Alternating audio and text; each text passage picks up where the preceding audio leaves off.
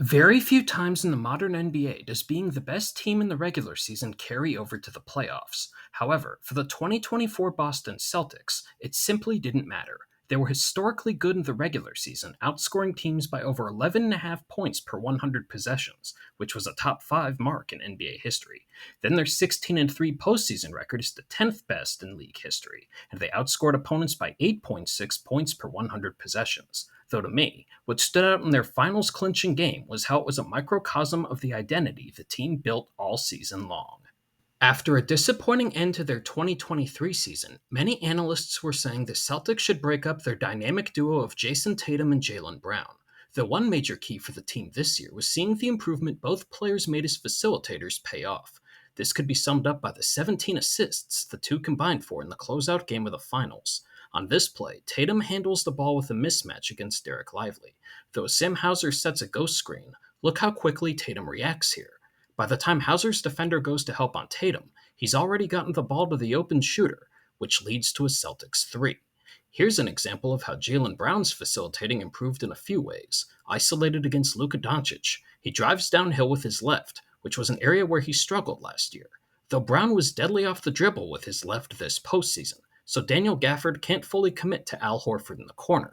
Brown created an advantage, and by the time Horford gets the ball, Gafford still has a foot in the paint, which makes for a long closeout. The result is an open corner 3 that Horford buries. You often hear that someone is a winning basketball player, but few truly define that like Drew Holiday and Derek White. Both of them made the NBA's all-defensive teams this year, but also do so many little things that impact winning on both ends. Most notably in Game 5, the two guards who are both 6'4 combined for 8 offensive rebounds. Just watch how active Holiday is on this possession. He initially sets the screen for Jaylen Brown, but immediately rushes in to crash the glass. When he gets to the paint, he does a nice job creating separation from his initial defender, and then hauls in the rebound between two Mavericks defenders. That's how you keep a possession alive.